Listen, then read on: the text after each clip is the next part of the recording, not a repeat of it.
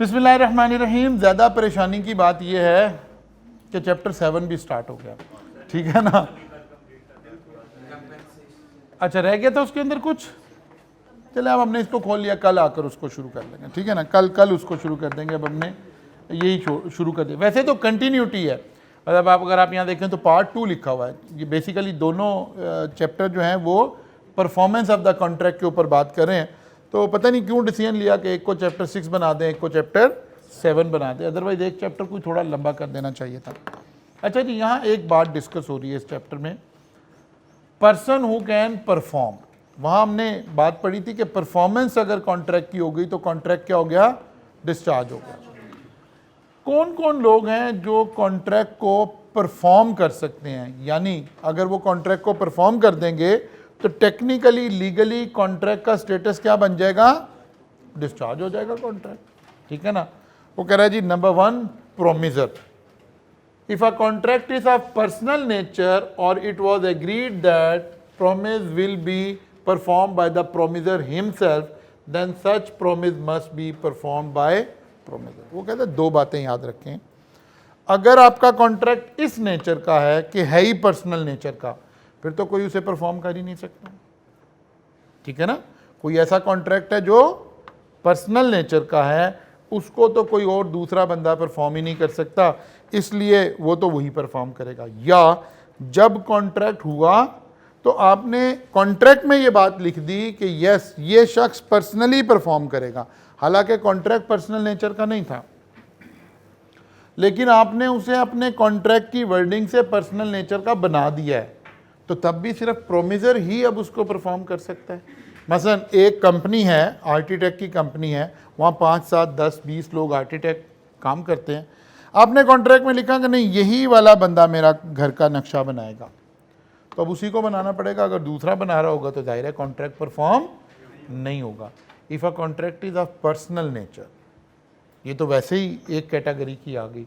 और it was agreed that promise will be perform by promisor himself, तो दोनों सूरतों में इसकी नेचर क्या बन गई है, पर्सनल नेचर का बन गया है। अब प्रोमिजर ही इसको परफॉर्म कर सकता है, प्रोमिजर ही परफॉर्म करेगा तो कॉन्ट्रैक्ट परफॉर्म होगा, अदरवाइज परफॉर्म नहीं होगा। Promiser's agent. If the intention of the party is that the promise can either be performed by promiser himself or any person employed by him, then such contract can be performed by promiser himself or an agent of the। अगर contract की nature ऐसी है कि हमें तो काम चाहिए भाई, प्रोमिजर खुद करे, उसका कोई ऑथराइज बंदा आके कर दे, कोई एजेंट कर दे, हमें इससे नहीं, हमें जो काम करवाना है बस वो काम है। मसलन हमने कॉलेज का पेंट का ठेका किसी एक बंदे को बुलाकर दिया और उसे कहा कि यार भाई ये क्लासेस हैं, ये डेट है, इससे पहले पहले आपने पेंट करवा देना। अब वो बंदा खुद आकर पेंट करना शुरू कर दे, उसकी टीम शुरू कर दे, हमें जिस क्वालिटी में वर्क चाहिए वो काम कर दे, तो बस काम हो गया, ठीक है ना। ये वाली कैटेगरी आ गई। आपने किसी को कंस्ट्रक्शन का ठेका दिया, उसके कोई आपके कंटेंट होंगे क्वालिटी के कि ये मुझे क्वालिटी चाहिए। अब ये ज़रूरी नहीं है कि वो बंदा खुद ही सारी कंस्ट्रक्शन करे, वो खुद भी कर सकता है, उसके कोई ऑथराइज, कोई टीम, कोई एजेंट, कोई कुछ भी, उसकी कंपनी कोई भी परफॉर्म कर दे। हमें इस काम से ताल्लुक़ है, उस पर्सन से ताल्लुक़ नहीं है। लेकिन हो सकता है आपने एक आदमी को ठेका दिया पेंट का, आपने कहा यार तुम खुद करोगे, ये कॉन्ट्रैक्ट में लिख दिया हमने। अब हम इसे पहले वाली कैटेगरी में उठा के लेंगे। इसका मतलब है कॉन्ट्रैक्ट की इंटेंशन डिफाइन करेगी कि कॉन्ट्रैक्ट का हमने क्या करना है, ठीक है ना। कॉन्ट्रैक्ट की इंटेंशन डिफाइन करेगी। जैसे जब हम वहाँ कंटिंजेंट कॉन्ट्रैक्ट की बात कर रहे थे तो हमने कहा यार अगर हम कॉन्ट्रैक्ट करते वक्त इफ़ लगा देते हैं तो कॉन्ट्रैक्ट क्या बन जाता है, कंटिंजेंट हो जाता है। इफ़ से मुराद इंग्लिश का इफ़ नहीं है, मीन्स अगर कोई कंडीशन लगा दी जाए तो। इसी तरह कॉन्ट्रैक्ट को एक तो था कि बाय नेचर हमने वैसे डिफाइन किया था कि कॉन्ट्रैक्ट दो तरह के हैं, कुछ कॉन्ट्रैक्ट पर्सनल नेचर के हैं और कुछ इम्पर्सनल नेचर के हैं। लेकिन वो कह रहे हैं कि नहीं, बाद दफ़ा कॉन्ट्रैक्ट इम्पर्सनल नेचर के कॉन्ट्रैक्ट को भी कुछ लोग पर्सनल नेचर का कॉन्ट्रैक्ट बना देते हैं, क्योंकि उनका कॉन्फिडेंस, उनका माइंडसेट किसी एक आदमी से ज़्यादा मुतमईन है। हालांकि कॉन्ट्रैक्ट इम्पर्सनल नेचर का है। आप किसी कार के सर्विस स्टेशन पर जाते हैं, वहाँ डिफरेंट गाड़ियाँ आ रही हैं, सर्विस हो रही हैं। अब ये पर्सनल नेचर का कॉन्ट्रैक्ट नहीं है, एक सर्विस है, कोई भी गाड़ी को वॉश कर दे। लेकिन आप कोई एक दो बंदों के साथ ज़्यादा इजी हैं, आप कहते हैं यार भाई बात सुनो, गाड़ी में दे रहा हूँ लेकिन भाई आप ही वॉश करेंगे इसको। हालांकि ये पर्सनल नेचर का कॉन्ट्रैक्ट नहीं था, लेकिन आपके इस वर्डिंग ने उसको पर्सनल नेचर का बना दिया। ठीक है ना, ये वाली बात। और यहाँ है कि हमारी इंटेंशन ये है कि यस हमें काम चाहिए, आप कर दें, कोई एजेंट कर दे, कोई भी कर दे, हमें तो काम से कर रहे थे, गाड़ी वॉश कर दें, कोई भी कर दे, कॉलेज को पेंट कर दें, आपकी टीम का, आपके ऑफिस का, आपके अंडर सुपरविजन में कोई भी आके कर दे।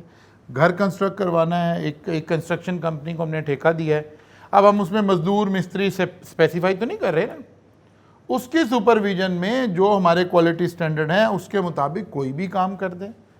इसका मतलब है ये कौन सी कैटेगरी में फॉल कर गया, ये दूसरी कैटेगरी में फॉल कर गया। यहाँ कॉन्ट्रैक्ट की इंटेंशन, कॉन्ट्रैक्ट का सारा कुछ, उससे भी हमें पता चल रहा होगा कि ये यहाँ फॉल कर रहा है। तीसरी बात आ गई legal representative. Unless a contrary intention appear और the contract is of personal nature, on the death of promisor his legal representative can perform the contract. वो उस वक्त भी ये बात हो रही थी जहाँ चैप्टर में इसको रेलिवेंट जगह पे भी पढ़ रहे थे।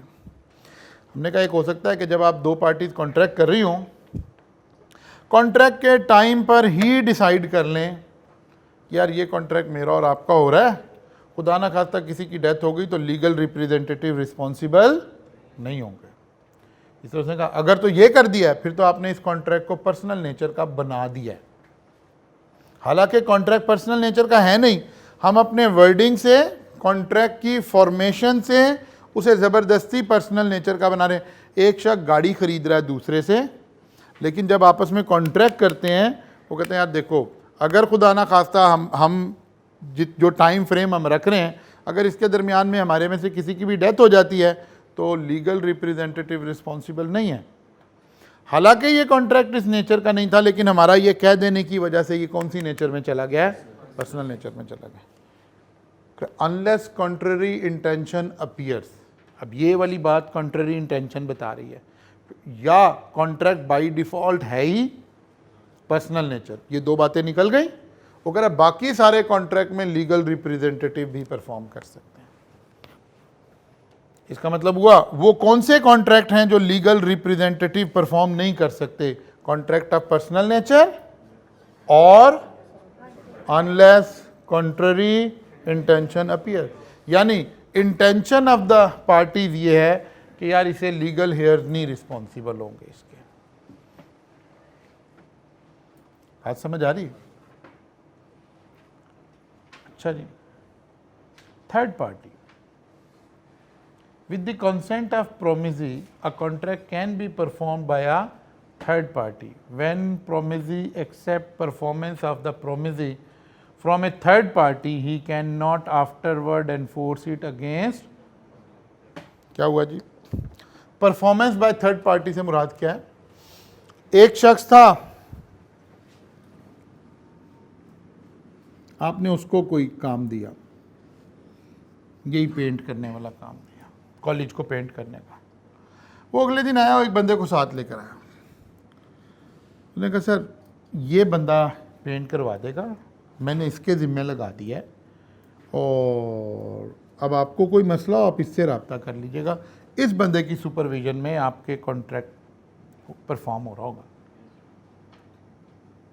आपने कहा चलें ठीक है यार, तुम क्या कर रहे हो? उसने कहा सर मैं किसी और प्रोजेक्ट पे काम कर रहा हूँ, लेकिन ये बंदा बिल्कुल ठीक है, आप इससे काम करवा लें। आपने कहा चलो जी ये कर दें।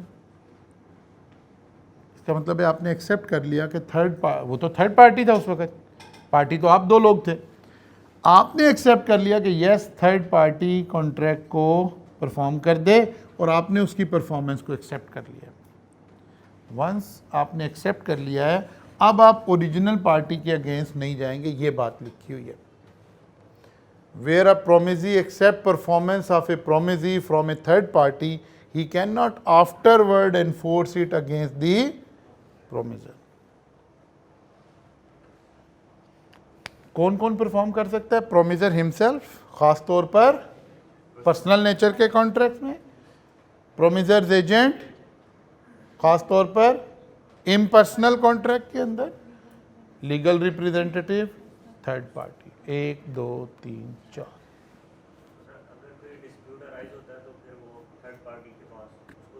जी उसको शू कर, बेसिकली जब आपने एक्सेप्ट कर लिया तो आपका कॉन्ट्रैक्ट थर्ड पार्टी के साथ हो गया। अब वो थर्ड पार्टी असल में अब रही नहीं, अब तो कॉन्ट्रैक्ट की पार्टी बन गई। फिर एक आखिरी, क्योंकि लीगल सिनेरियोज ने इवॉल्व होना है ना, तो हर सिनेरियो को लॉ चाहता है कि कहीं से मैं उसमें जगह बना लूँ।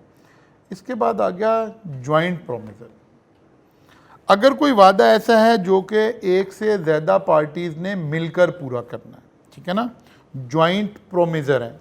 मतलब 3 लोग हैं, A प्लस बी प्लस सी, इन तीनों ने मिलकर वो कॉन्ट्रैक्ट पूरा करना है। अब यहाँ कह रहा है कि जब तक ये 3 हैं तो क्या स्टेटस है? All the promisor jointly in case of all promises are alive. तो लीगल रिस्पॉन्सिबिलिटी किनकी है? तीनों की है। कैसी है? ज्वाइंटली है, इक्वली, ज्वाइंटली, सब जिम्मेदार हैं। तो उसने कहा कि अगर कोई एक बंदा खुदा ना खास्ता उसकी डेथ हो गई, 2 लोग हैं, एक बंदे की डेथ हो गई, वो कह रहा है representative of the deceased promisor jointly with the surviving promisor in case of death of any of the joint promisor. वो कहता है अब जिम्मेदार कौन है? इसके legal representative plus B plus C, ठीक है। और अगर 2 हो गए, 3 हो गए, तो फिर आखिरी लिखा कि अगर सारों की डेथ हो गई तो फिर सारों के ही लीगल रिप्रेजेंटेटिव। लेकिन ऑब्वियसली कॉन्ट्रैक्ट कौन सा होना चाहिए? इम्पर्सनल नेचर का, क्योंकि पर्सनल नेचर का कॉन्ट्रैक्ट तो डेथ की सूरत में खत्म हो जाए। Representative of all of them jointly in case of death of all of the joint promisor. Who can perform, यानी जो परफॉर्म करे तो कॉन्ट्रैक्ट क्या हो जाए? खत्म हो जाए, डिस्चार्ज हो जाए, फिनिश हो जाए, कंप्लीट हो जाए। बात समझ आई? प्रोमिजर कौन सा कॉन्ट्रैक्ट? पर्सनल नेचर का, या इट इज एग्रीड के ये यही करेगा, यानी एक इम्पर्सनल को भी हमने क्या कर दिया? पर्सनल बना दिया। एजेंट इम्पर्सनल नेचर के, legal representative, third party, joint promisor. एक तो ये छोटा सा कॉन्सेप्ट था जो यहां डिस्कस हो रहा है, ठीक है। हेडिंग क्या लगी हुई है? Who can perform. अब इसका रिवर्सल, इसका मिरर व्यू, इसका opposite, who can demand performance. Perform कौन कर सकता है? परफॉर्मेंस डिमांड कौन कर सकता है? वो कहता है प्रोमिसी परफॉर्मेंस डिमांड कर सकती है। Under a contract only a promisee can demand the performance of the promise. ठीक होगी बात? Number 2, promisee agent. If the intention of the party is that performance can be demanded from any person authorized by the promisee, then performance can be demanded by such agent. लेकिन अगर contract में नहीं लिखा हुआ कि आपका authorise person भी आ सकता है, तो फिर आप ऑथराइज पर्सन की ना सुने, क्योंकि ऑथराइज पर्सन तो if intention of party is, फिर ऐसा हो सकता है।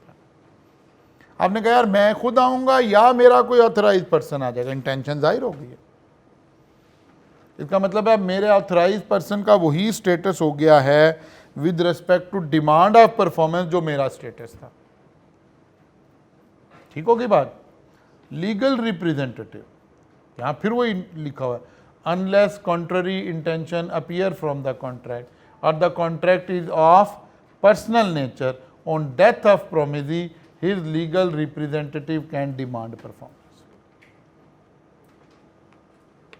लेकिन अगर पर्सनल नेचर का कॉन्ट्रैक्ट था तो डिमांड नहीं कर सकते, और अगर हमने कॉन्ट्रैक्ट को पर्सनल नेचर का बना दिया है, अनलेस कंट्ररी इंटेंशन अपीयर्स का मतलब है हमने उसको पर्सनल नेचर का बना दिया।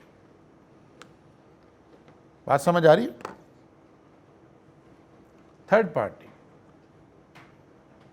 a third party can also demand the performance of the contract in some exceptional cases, like beneficiary in case of trust, or the person for whose benefit the provision is made in the family arrangements.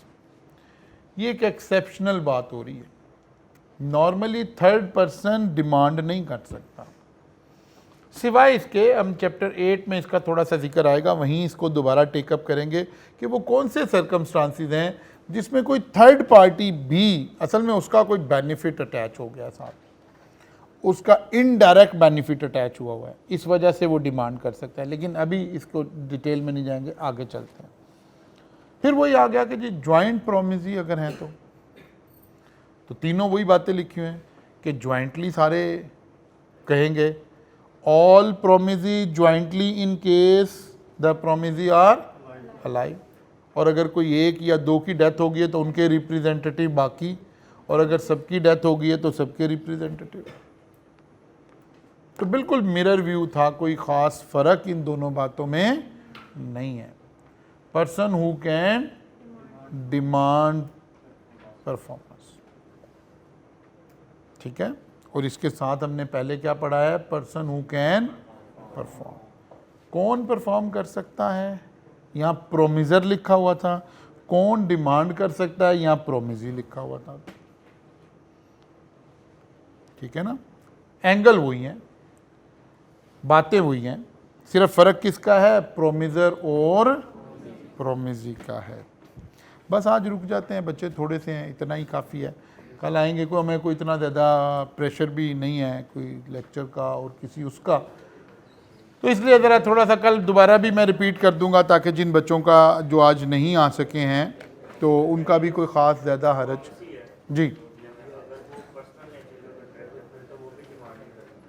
जी नहीं कर सकते, इसीलिए यही बात है, इसीलिए यहाँ demand में भी लिखा है, unless a contrary contract is for promise can demand the performance, ठीक है ना। अगर पर्सनल नेचर का है तो ये भी नहीं कर सकते, क्योंकि उधर से वो हो गया है।